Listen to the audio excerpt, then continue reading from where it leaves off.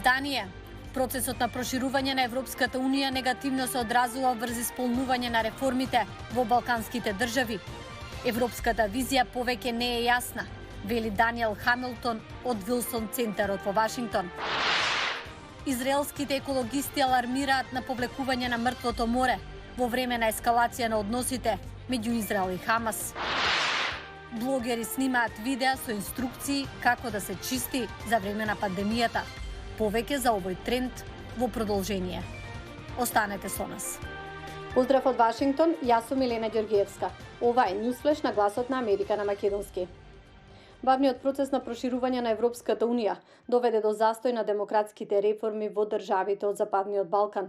Даниел Хамилтон од Вилсон центарот во Вашингтон вели дека визијата за европската перспектива на балканските држави повеќе не е јасна.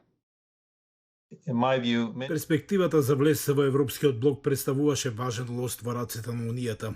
Сепак со текот на времето оваа мамка ја изгуби привлечноста за многумина во регионот.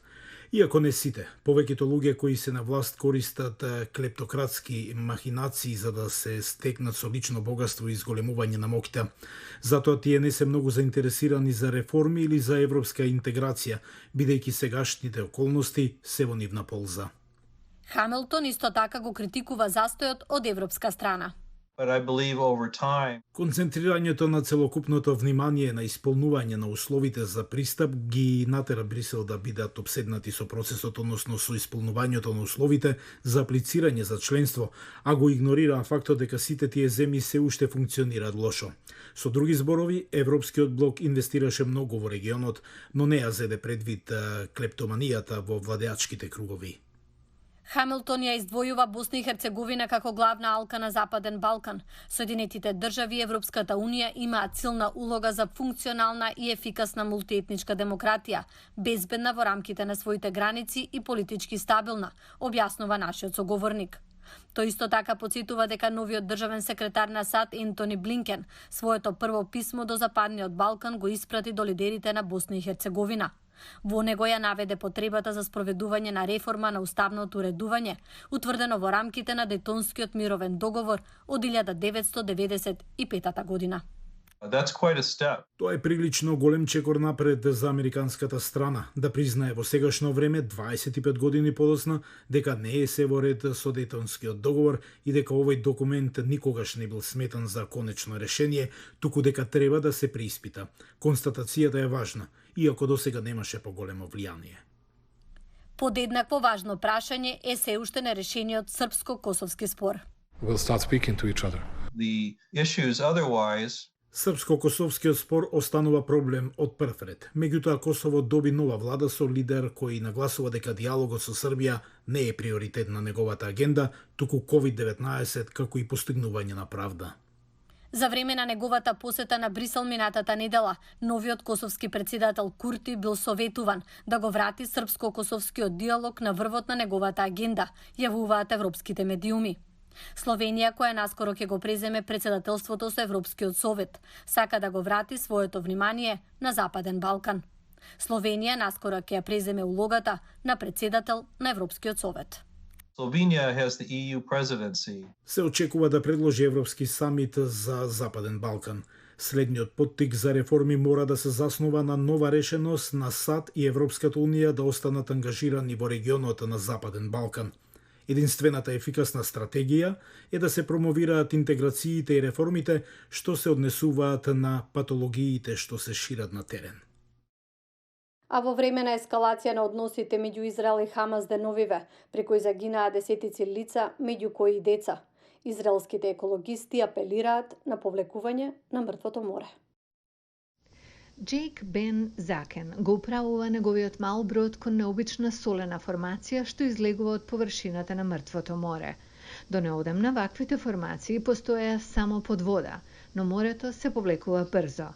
Тој верува дека уникатната природа на мртвото море, кој представува најниска точка на планетата, мора да се заштити. Мртвото море му припаѓа на светот. Не постои друго такво место. Треба да го спасиме. Повлекувањето на мртвото море со години се документира преку специјален проект за негово заживување. The Dead Sea is actually right now in the lowest in recorded history. Мртвото море во моментов е на најниско ниво во историјата. Губиме до околу 600 олимписки базени на ден. Правиме се што можеме да го заштитиме. Главен извор на вода во Мртвото море е реката Јордан, но нејзиниот прилив драстично се намалува поради недостигот на дожд и вода во пустинскиот регион. Климатските промени исто така доведоа до појава на преку 6000 огромни и опасни кратери во земјата, уништувајќи го туризмот во областа. Некои израелски уметници се обидуваат да ја кренат свеста за намалувањето на Мртвото море и за опасните кратери преку игра, изложби и уметнички инсталации. Црвената линија е метафора за крвните садови на мајката природа. Целиот овој регион го гледам како предзнак за тоа што ќе се случи во светот ако не се грижиме за природата. Клиниките во околината на Мртвото море третираат илјадници и пациенти со кожни болести и проблеми со дишење. Тие ги користат уникатните природни услови во регионот, како зголемено ниво на кислород, ултравиолетово зрачење и минерална вода. Сега, ново истражување покажува дека Мртвото море може да се користи и за пациентите со COVID-19. It is the first time that we can see. Прв пат видовме дека ултравиолетовото зрачење може да е корисно за пациентите со COVID-19. Истражувањата покажаа дека може да спречи смрт како последица на вирусот. Израелските екологисти велат дека има многу причини да се спаси Мртвото море и се надеваат дека ова истражување ќе ја крене свеста за тоа што треба да се направи за да се спречи неговото натамошно повлекување.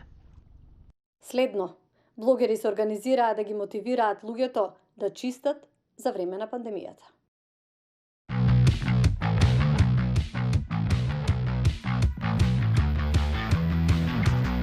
Овие видеа не се блокбастери или мистерии за убиства. Многу држат вниманието. Видеата за чистење стана особено популарни за време на пандемијата. Денес ќе ја чистиме целата куќа. Го сакам чувството кое ќе се помине низ се. Аманда Пејдж од Јута почнала да снима видеа за чистење откако се породила со трето дете. Имав многу лоша постпородилна депресија и ми требаше излез. Отворив канал на YouTube како хоби. Одзивот беше неверојатен. Сопругот на Аманда се придружи во незиното хоби за чистење, а нивните 3 деца, иако мали, помагаат колку што можат. Нивниот канал на YouTube, наречен Овој луд живот, има над 300.000 претплатници. Oh, we supposed to clean our washing machines? Listen, don't judge me. I never knew that. Ooh, that one dirty. Чистење на одводот за туширање, отстранување на нечистотијата од машината за перење. Колку по-гадно звучи, толку повеќе има гледаност. Луѓето сакаат да гледаат како другите чистат. Експертите објаснуваат. Проучувавме како се чувствуваат луѓето додека гледаат вакви видеа. Видовме дека ги прави опуштени, смирени и задоволни. Мичел Крит е невролог. Пред 8 години создал насока на Reddit наречена Чудно задоволство, исполнета со слични видеа. За кратко време добил 6 милиони следбеници. Со пандемијата видеата за чистење станале уште попопуларни. Затворени со месеци луѓето сватија, мора да се фатат за чистење. Само на TikTok кратките клипови со хаштаг чистење добија над 8 милиарди претплати во 2020. Слично и кај другите социјални платформи. Овие видеа покажуваат дека не сте сами, иако сте постојано дома. Даваат чувство на заедница. Аманда Пејдж верува дека популарноста на видеата за чистење ќе надживее пандемијата. Благодарам на вниманието. Со нови информации се гледаме утре повторно. Пријатно.